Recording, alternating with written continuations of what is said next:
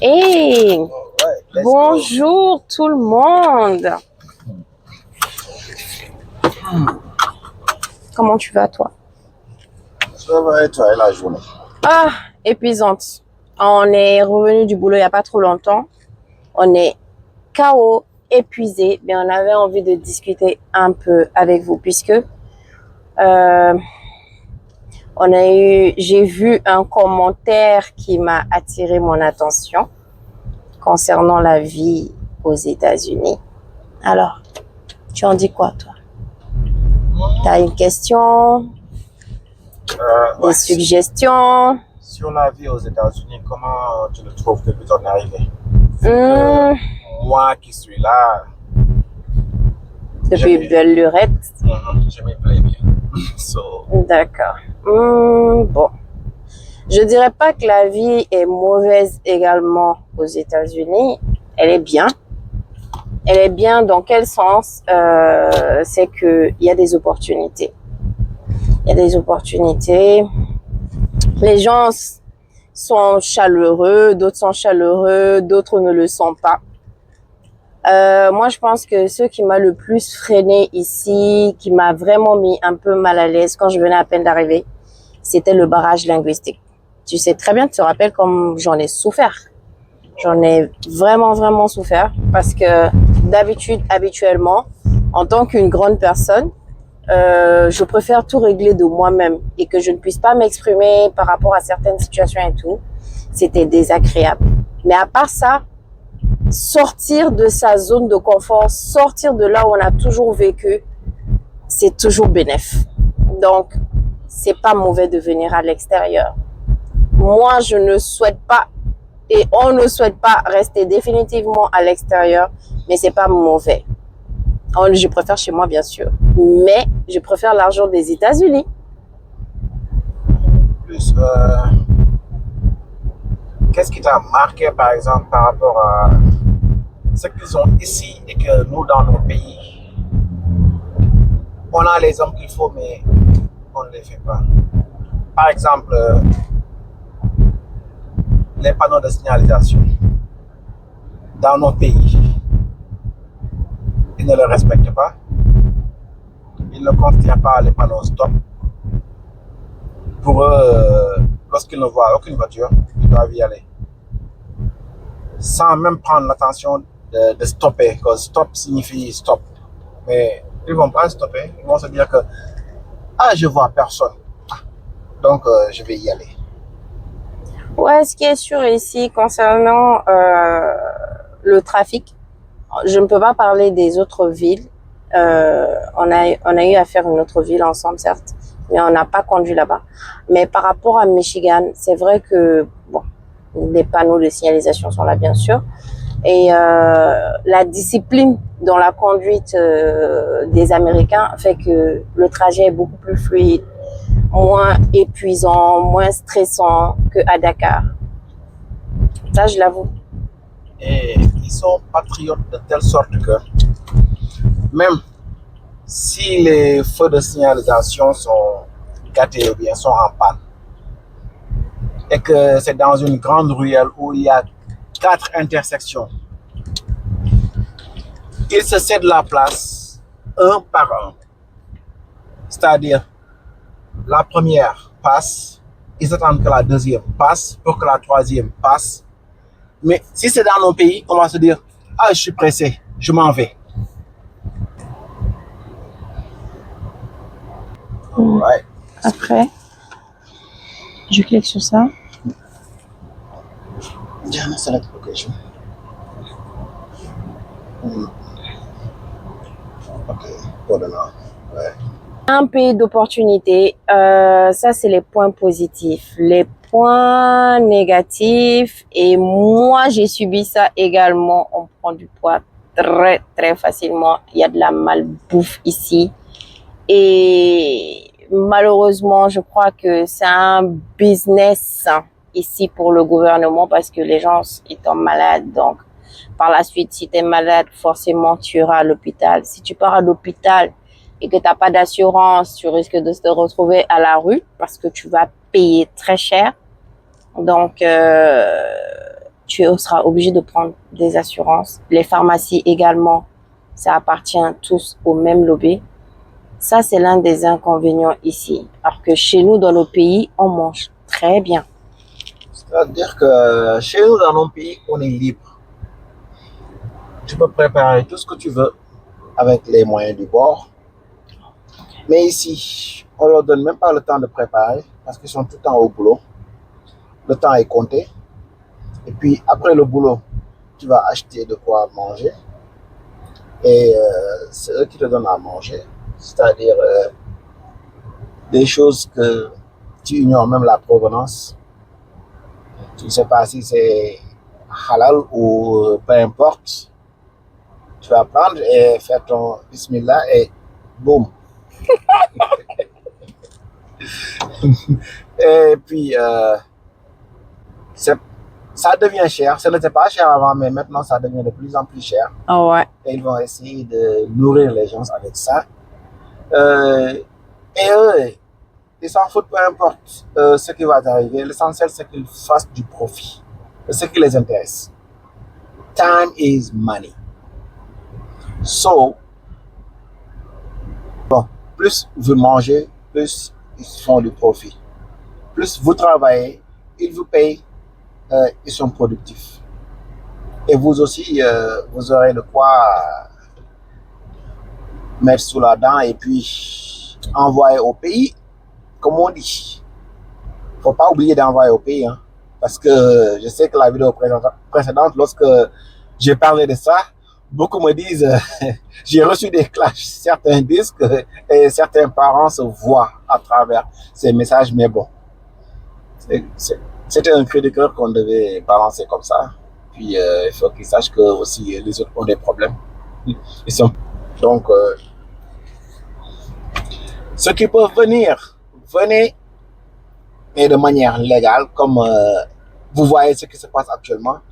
Ils sont en train de créer des problèmes à des gens qui n'ont pas de problème, rien que pour les chasser de leur pays. Parce que maintenant, qu'on ne se voit pas la face. Partout dans le monde, c'est le nationalisme. Partout. Chacun veut montrer qu'il aime son pays et qu'il veut balayer son pays de la manière la plus propre. Le Sénégal, maintenant,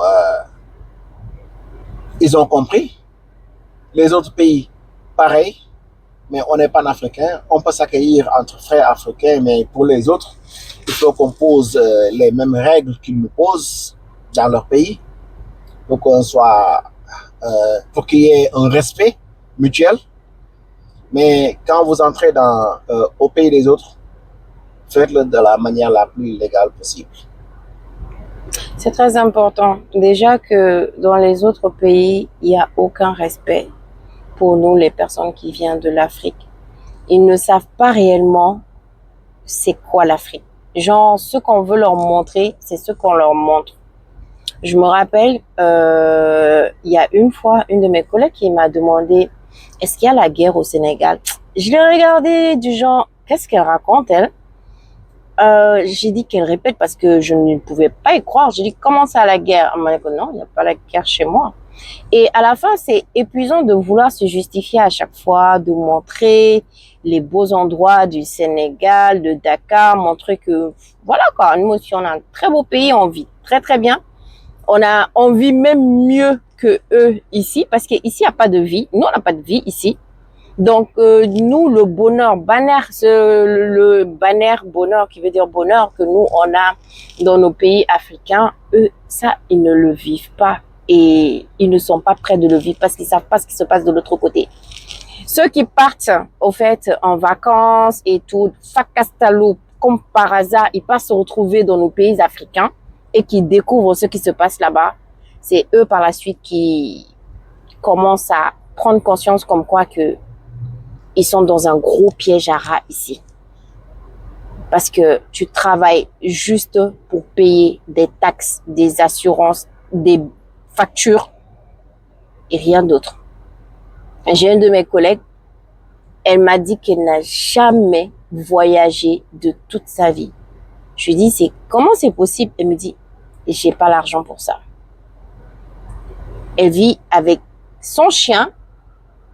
Tout son argent, ça part dans son chien, sa maison, ses factures. Et pourtant, c'est l'une des plus grandes bosseuses de là où je me trouve. Elle est tout le temps en train de faire des heures supplémentaires quand il le faut. Elle est tout le temps la première à être arrivée. Jamais d'absence, jamais de retard. Donc forcément, normalement, cette personne devrait avoir un compte bancaire bien blindé. Mais non. Cette personne, il n'a pas de cérémonie et d'événements à aller de gauche à droite. Non. Ils n'ont pas cette culture-là de conserver de l'argent parce que ici, time is money. Ils travaillent, mais pour par exemple préparer, déjà la nourriture seulement là, ça te ruine. Ils n'ont pas le temps de préparer à manger. Genre, eux, ils veulent le tout fait au fait. C'est prêt, j'achète.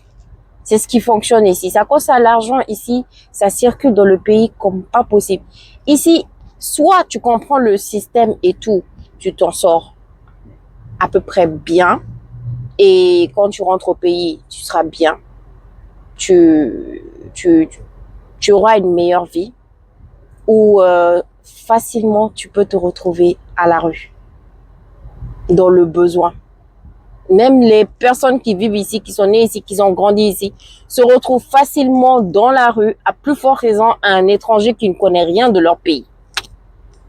Donc ici, c'est soit bosse ou crève. C'est la loi. Donc quand on dit que réellement on n'a pas de vie, on n'a pas...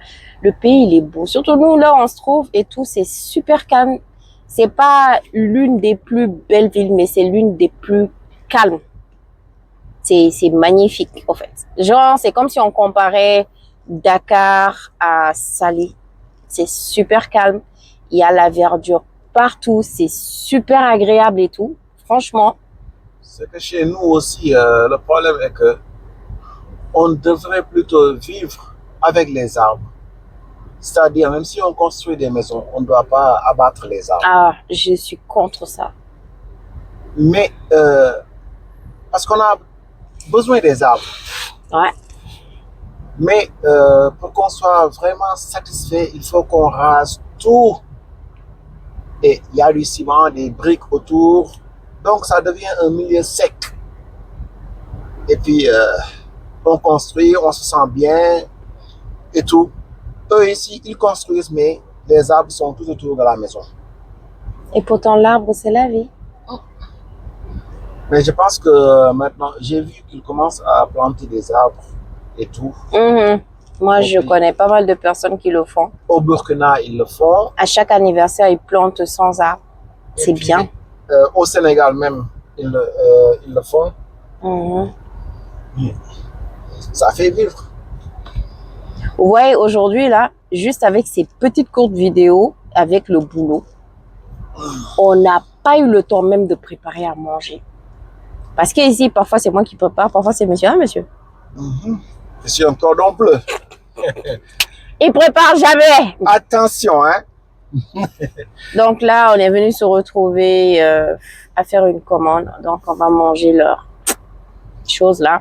On n'a pas le choix. Leur tchèboudjen américain. C'est bon, mais c'est pas bon pour la santé. Par exemple,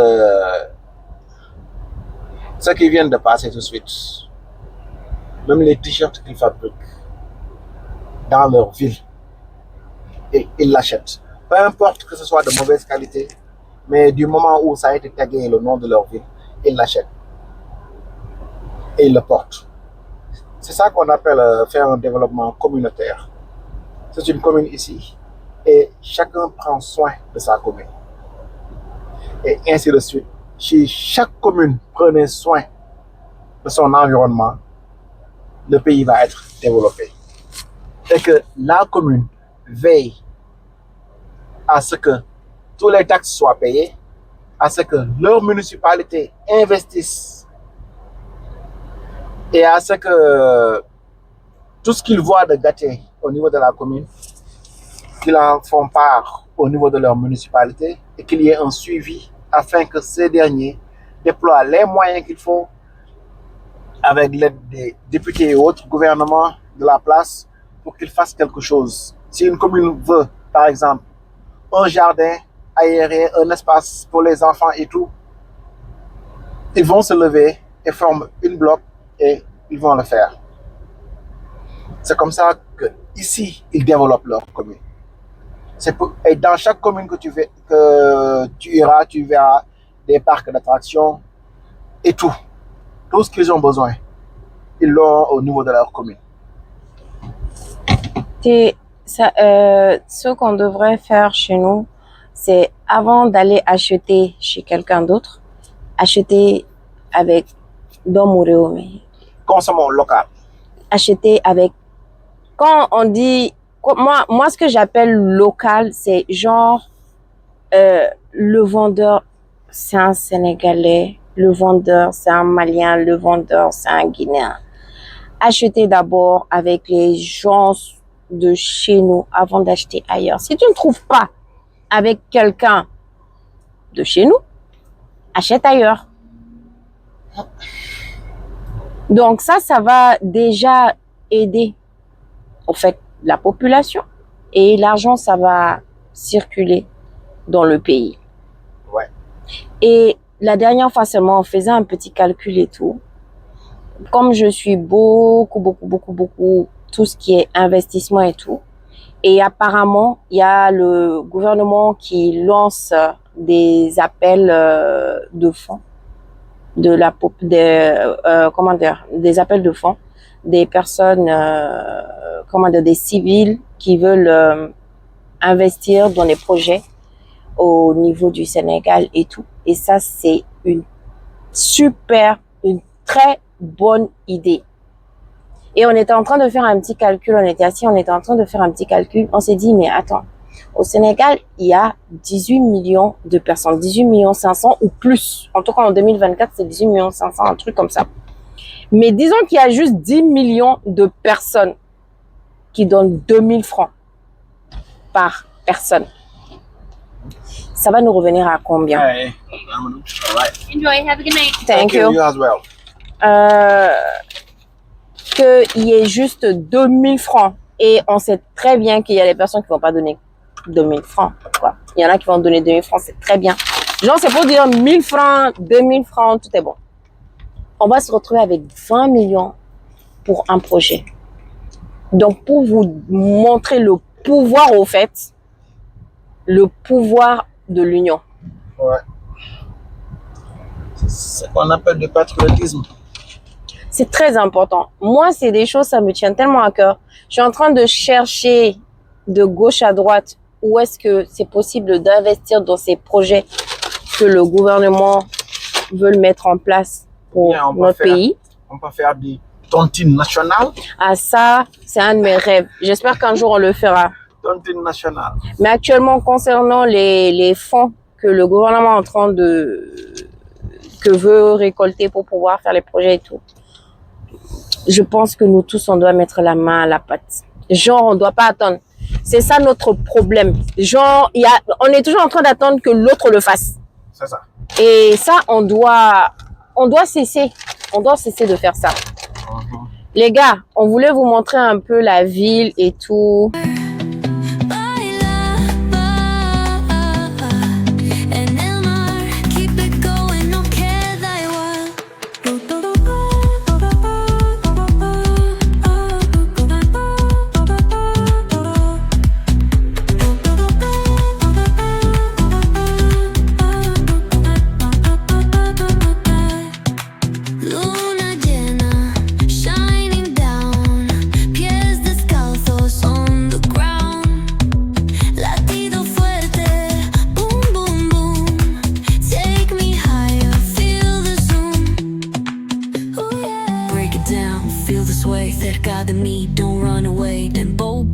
Let's ignite, dance with me through the night.